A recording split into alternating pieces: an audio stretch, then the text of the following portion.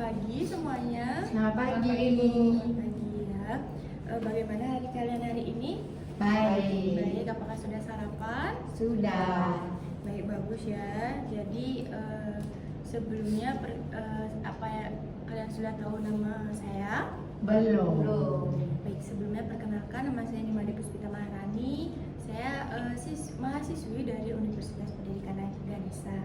Nah, sebelum kita mulai pembelajaran hari ini, jadi alangkah baiknya kita berdoa dulu ya. Saya pimpin doa. Berdoa menurut agama dan kepercayaan masing-masing. Berdoa dimulai. Baik, berdoa selesai.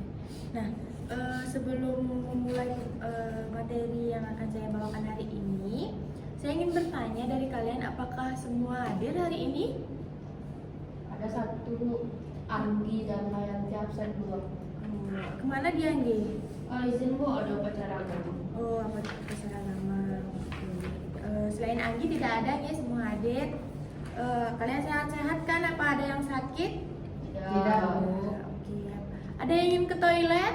Tidak. Oke, tidak. Nah, jadi hari ini Ibu akan memberikan kalian 4 layanan, yaitu konseling kelompok, bimbingan klasikal, bimbingan kelompok, konseling kelompok dan konseling individu. Jadi itu yang akan kita lakukan hari ini. Kurang lebih waktunya mungkin Ibu minta sekitar 70 menit, minta waktu kalian ya. Nah, sebelum itu Ibu mulai dengan bimbingan klasikal. Itu adapun materinya itu tentang pengembangan inteligensi atau kecerdasan. Nah, jadi adapun tujuan umum dari rencana pelaksanaan ini yaitu peserta didik dapat memahami definisi inteligensi dengan indikator-indikatornya, meliputi kemampuan untuk bertindak secara terarah, kemampuan untuk berpikir secara rasional, dan kemampuan menghadapi lingkungan secara efektif. Nah, lalu adapun penjelasan dari atau pengertian dari inteligensi itu sendiri. Nah, inteligensi atau kecerdasan merupakan kemampuan untuk bertindak secara terarah, berpikir secara rasional, dan menghadapi lingkungannya secara efektif, sebagaimana dikatakan oleh David Lesler, yaitu tahun 2023. Nah, dari definisi tersebut terdapat 3 indikator, yaitu yang pertama kemampuan untuk bertindak secara terarah, lalu yang kedua kemampuan untuk berpikir secara rasional, yang ketiga kemampuan untuk menghadapi lingkungan secara, dan yang ketiga kemampuan menghadapi lingkungan secara efektif. Nah, sebelum Ibu terdapat video indikator itu, yaitu ada positif dan juga negatifnya. Sebelum ke video, di sini Ibu jelaskan dulu indikator-indikator tersebut. Yang pertama itu kemampuan untuk bertindak secara terarah. Yaitu merupakan kemampuan individu dalam menetapkan tujuan dan merencanakan langkah-langkah yang diperlukan untuk mencapainya. Lalu individu dengan kemampuan ini dapat mengorganisir tindakan mereka dengan jelas dan fokus. Contohnya bisa seorang pelajar yang merencanakan studinya dengan membuat jadwal belajar untuk ujian. Bisa juga ia menetapkan tujuan untuk mempelajari setiap mata pelajaran secara teratur dan menyiapkan materi yang diperlukan untuk setiap sesi belajar. Lalu yang kedua yaitu ada kemampuan untuk berpikir secara rasional. Itu merupakan kemampuan yang melibatkan penggunaan logika dan analisis dalam pengambilan keputusan. Jadi individu yang berpikir rasional dan mengevaluasi informasi, mempertimbangkan berbagai opsi dan memilih solusi terbaik berdasarkan bukti yang ada. Seperti contohnya terdapat seorang siswa SMA yang diharapkan pada 2 pilihan program studi di jenjang yang lebih tinggi. Ia mempertimbangkan minat pribadi dan bagaimana masing-masing program studi dapat mendukung karir masa depannya sebelum membuat keputusan akhir tentang program studi mana yang akan diambilnya. Lalu yang terakhir yaitu kemampuan menghadapi lingkungan secara efektif, yaitu merupakan kemampuan siswa untuk beradaptasi dengan lingkungan belajar yang berbeda dan mengatasi tantangan akademik. Jadi siswa yang efektif dalam hal ini dapat menilai situasi dan merespon dengan cara yang sesuai. Seperti contohnya, terdapat seorang mahasiswi baru di suatu perguruan tinggi yang merasa kesulitan dengan metode pengajaran yang lebih mandiri. Jadi ia proaktif mencari bantuan dari dosen, bergabung dengan kelompok studi, dan menggunakan sumber daya kampus seperti pusat bimbingan untuk meningkatkan pemahaman materi kuliahnya. Nah, adapun video positif dan juga negatif dari indikator yang telah Ibu sampaikan tadi. Jadi sekarang Ibu akan menayangkan videonya. Tolong disimak ya. Oke, Bu. Oke, Bu.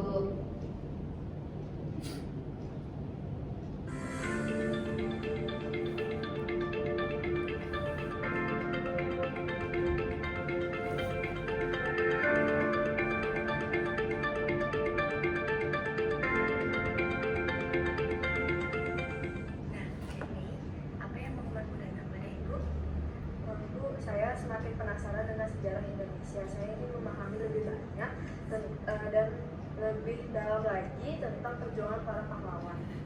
Wah, bagus sekali semangat belajarmu itu ya. Jadi kamu bisa membaca buku sejarah tambahan atau juga menonton dokumenter untuk memperdalam pemahamanmu.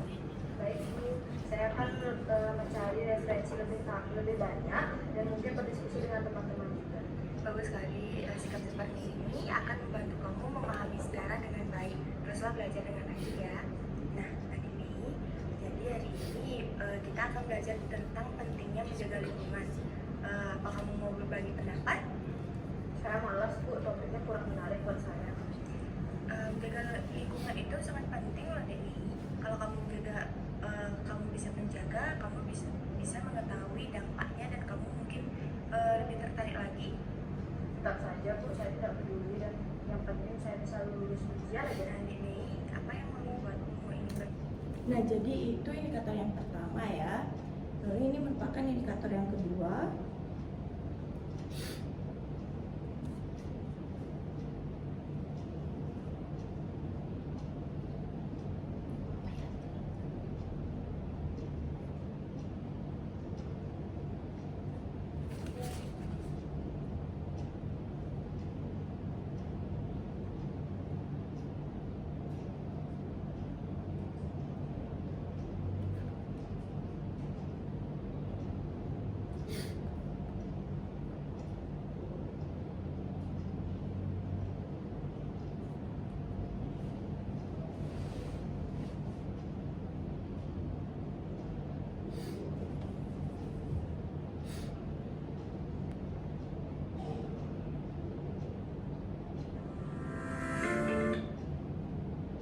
yang membuatnya jadi terasa sulit?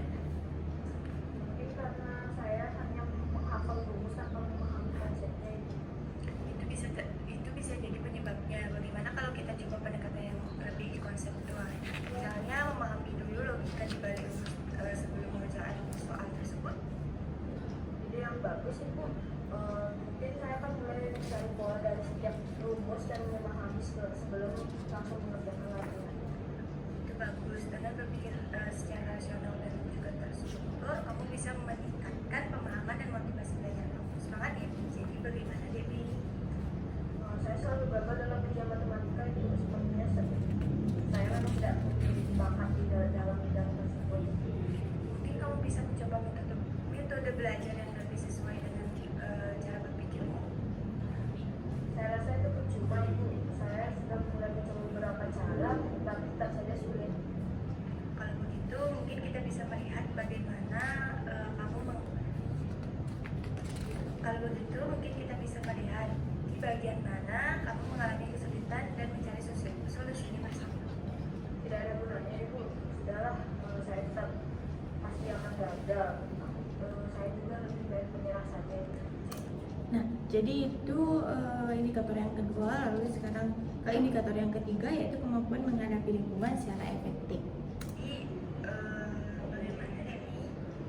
Saya merasa kesulitan beradaptasi dengan cara belajar di kelas itu. Itu wajar, setiap lingkungan baru membutuhkan penyesuaian ya. Menurutmu apa yang paling menantang? Mungkin karena metode pembelajarannya berbeda dari yang biasa saya lakukan lakukan dengan guru di kelas sebelumnya. Jika begitu, kamu bisa mulai dengan mencoba beberapa strategi, seperti berdiskusi dengan teman atau meminta tips dari guru. Bagaimana menurutmu? Boleh juga Ibu, mungkin saya akan bertanya pada teman yang lebih terbiasa dengan cara belajar di kelas. Bagus. Nah, jadi itu ketiga indikator dari kecerdasan atau inteligensi ini ya. Lalu adapun menurut para ahli lain yang mengenai inteligensi atau kecerdasan, yaitu inteligensi adalah kemampuan berpikir secara rasional untuk memahami dan memecahkan masalah sehingga dapat memberikan respon berupa tindakan secara terarah. Adapun definisi tersebut mengandung indikator yang tadi, yaitu kemampuan individu berpikir secara rasional, yang kedua kemampuan individu untuk memahami masalah, lalu yang ketiga kemampuan individu untuk memecahkan masalah, dan yang keempat kemampuan individu untuk merespon tindakan yang terarah.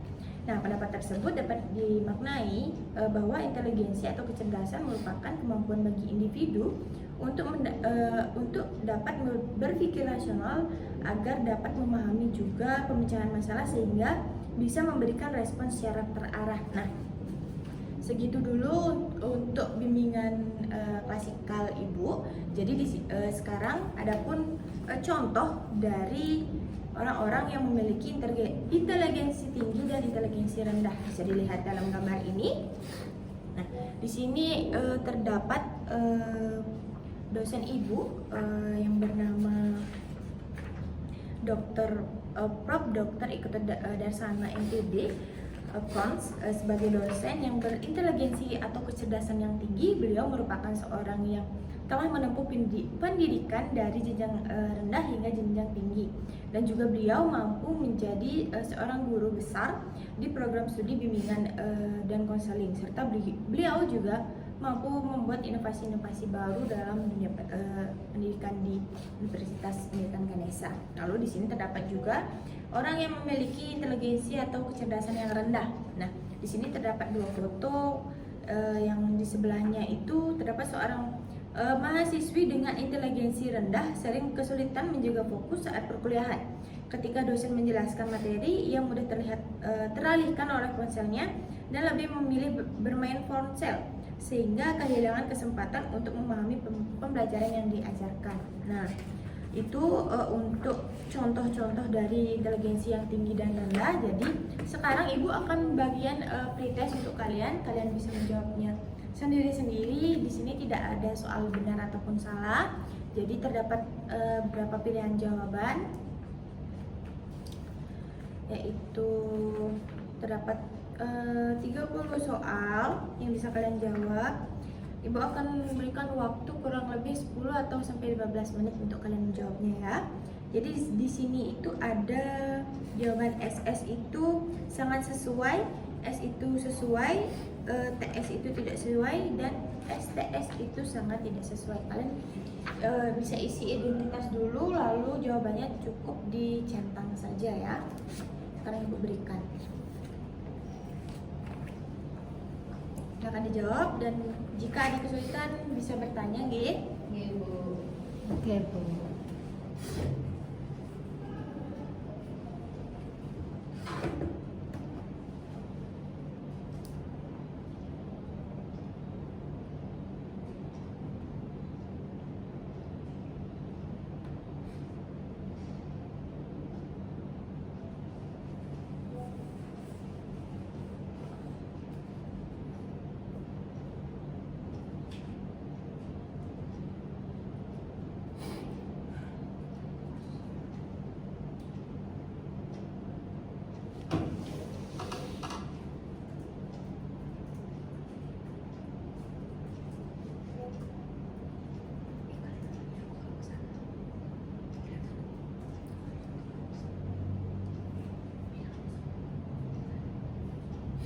Ibu, saya mau ambil satu. Nih, silakan deh.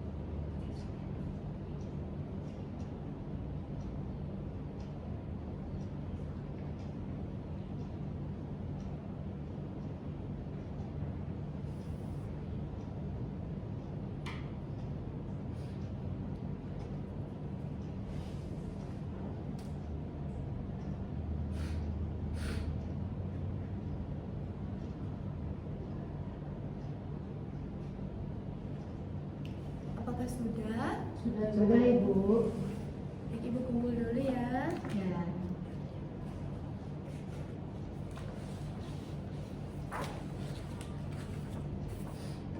Jadi sebentar Ibu akan memilah ini menjadi bimbingan kelompok. Jadi Ibu cek dulu ya. Oke Ibu.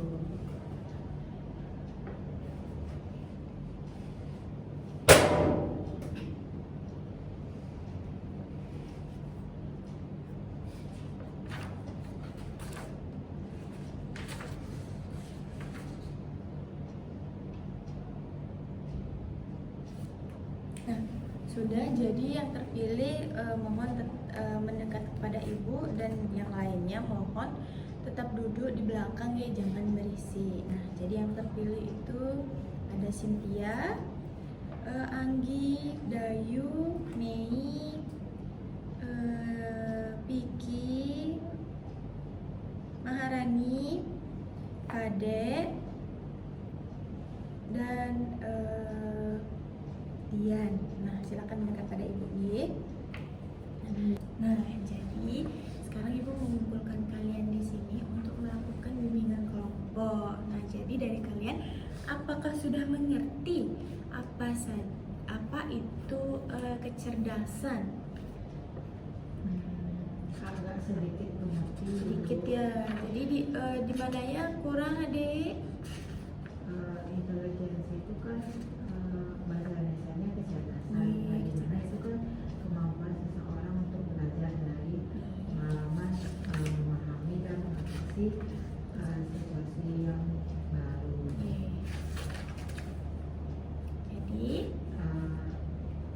Lalu saya agak kurang mengerti Ibu, bagaimana cara mengukur kecerdasan kita itu seperti apa. nah, jadi cara mengukur kecerdasan itu bisa dalam segi tes dan non tes ya. Jadi kalau dalam tes itu kalian akan diberikan tes, jadi kalian menjawab kurang lebih waktunya 60 menit untuk satu soal, karena itu berisi kurang lebih 120-an soal atau lebih. Nah, dan itu terdapat bermacam-macam tes. Itu terdapat tes numeri, verbal, lalu ada mekanik, lalu ada yang kalian minati, minat bakat, lalu ada juga tes kecerdasannya itu sendiri. Nah, di situ ada banyak berbagai. Nah, jadi itu kalian jawab, dan setelah dari itu baru kalian bisa melihat kecerdasan kalian. Tapi itu tidak bisa mengukur pasti ya kecerdasan kalian tuh sangat rendah atau sangat tinggi itu akan menjadi sebuah IQ. Nah, di akhir itu akan menjadi tes IQ. Hasil itu akan menjadi nilai kalian itu akan menjadi IQ. Nah, seperti itu. Lalu ada juga penyebab kecerdasan itu. Nah, penyebab kecerdasan itu bisa dari genetik. Nah, mungkin ibu kalian atau ayah kalian itu kecerdasan bisa diwarisi dari orang tua, tapi bukan satu-satunya faktor yang bisa membuat kalian cerdas itu adalah genetik ya. Itu salah satu aja, juga bisa dari lingkungan pendidikan. Nah, akses terhadap pendidikan yang berkualitas dan lingkungan yang mendukung sangat berpengaruh bagi kalian bisa mendapatkan kecerdasan yang tinggi. Nah, ada juga nutrisi dan kesehatan.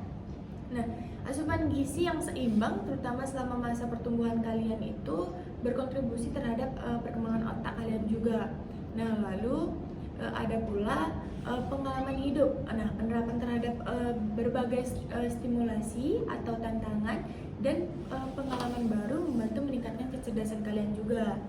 Nah, ada juga stimulasi mental. Nah, di sini itu aktivitas seperti membaca, berdiskusi, memecahkan masalah dapat meningkatkan daya pikir kalian. Itu juga bisa menambah kecerdasan kalian. Nah, adapun cara mengembangkan kecerdasan, yaitu yang pertama bisa dengan melatih kemampuan berpikir kritis kalian dengan cara sering membaca, berdiskusi, dan juga memecahkan teka-teki logis yang dapat meningkatkan daya pikir kalian. Lalu ada pula mengasah kreativitas, yaitu melakukan aktivitas seni, menulis, dan eksperimen ilmiah dengan meningkatkan kreativitas. Nah, itu kalian bisa mengikuti lomba-lomba, perlombaan di sekolah seperti itu, ataupun seminar-seminar itu bisa kalian ikuti. Lalu ada juga meningkatkan kecerdasan emosional. Itu bisa dalam berlatih empati, kesadaran diri, dan regulasi emosi, membantu dalam interaksi sosial dan pengembangan keputusan dari setiap masalah yang kalian punya. Nah, ada juga belajar dari pengalaman, yaitu bisa menghadapi tantangan dengan sikap positif dan belajar dari kegagalan yang bisa membantu meningkatkan kecerdasan praktis kalian. Lalu yang terakhir yaitu menjaga pola hidup sehat, seperti olahraga, tidur yang cukup, pola makan sehat, mendukung fungsi otak yang itu juga bisa mendukung fungsi otak secara optimal. Nah, kecerdasan bukan hanya tentang IQ ya, tapi juga melibatkan berbagai aspek kognitif kalian, kognitif, emosional, dan juga sosial. Nah, itu dari penjelasan dari Ibu. Apakah adik sudah bisa dimengerti nggih penjelasannya? Bisa Ibu. Jadi dari bimbingan kelompok yang sudah Ibu lakukan, Ibu melihat terdapat beberapa anak yang kurang fokus ya, tidak mendengarkan Ibu. Nah, jadi di sini Ibu akan memecah kalian lagi. Yang Ibu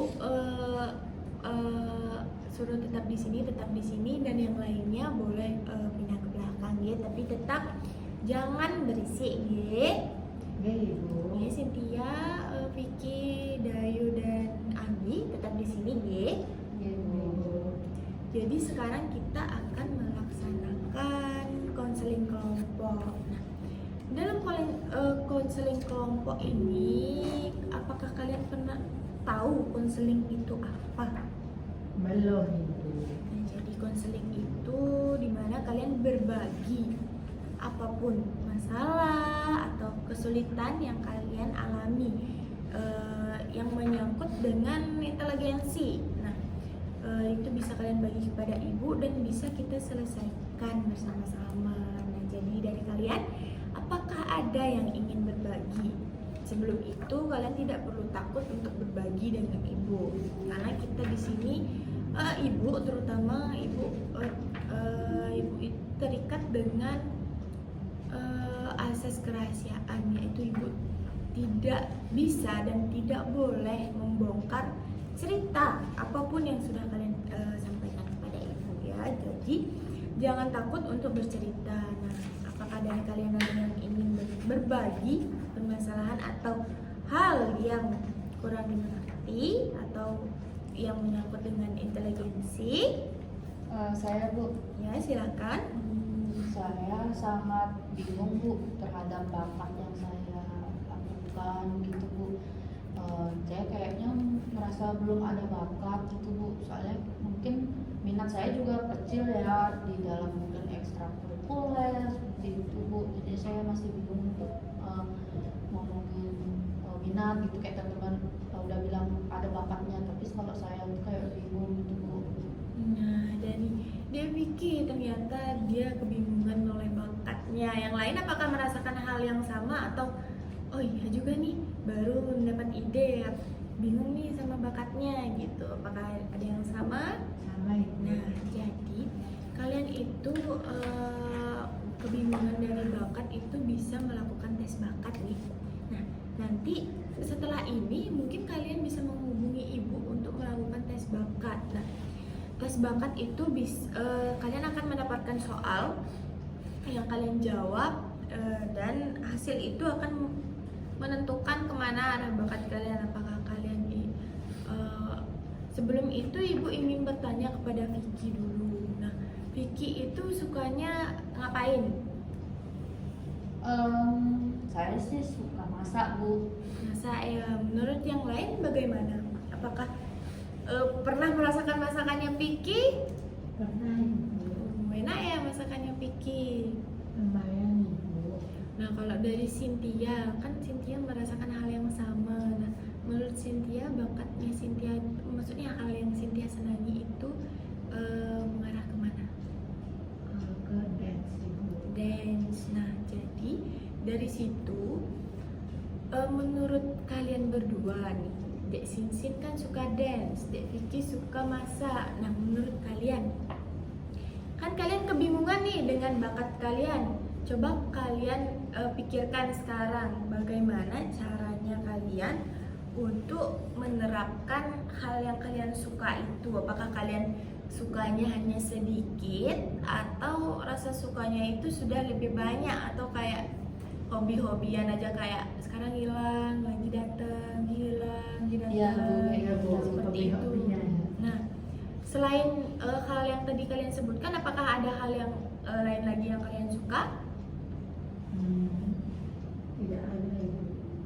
Nah, jika tidak ada, coba kalian pertimbangkan. Kalau kalian tidak suka dengan hal yang lain, seperti Dek Vicky, kebingungan dengan bakatnya, tapi suka memasak. Jadi Dek Vicky, bagaimana itu? Berarti masak itu termasuk bakat ya Bu? Ya, bisa, karena kamu bisa melakukan ke jenjang yang selanjutnya, seperti nanti kamu setelah dari SMA ini, kamu bisa melakukan perkuliahan D1 saja. Kalau kamu bisa melakukan perkuliahan D1, atau kamu dewe-dewe itu ada kok jadi koki seperti itu ya. Baik Bu. Lalu Dek Sinsin, nah kalau dance ya, jadi kalau dance mungkin kamu bisa mengikuti acara-acara di kampus. Seperti di kampus ibu itu ada perlombaan dance. Nah, di sana kamu bisa menghasilkan uang. Nah, jadi itu bisa menjadi bakat yang kamu bisa teruskan dan menghasilkan seperti itu. Nah, apakah ada yang ingin bertanya lagi? Tidak Ibu. Nah, jadi semuanya sudah tidak kebingungan lagi ya. Iya. Jadi kalian sudah tahu selanjutnya itu harus bagaimana ya. Nah, jadi dari kalian berdua ini, Ibu lihat ada yang melamun saja dan responnya sedikit. Jadi untuk yang Ibu panggil tetap diam di sini. Ibu akan melakukan sesi berikutnya, yaitu konseling individu. Nah, jadi untuk adik Anggi, adik Dayu, dan adik Vicky, silakan duduk.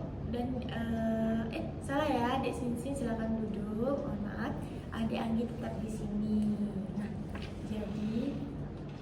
jadi sekarang kita akan melakukan sesi konseling individu. Jadi di sini kamu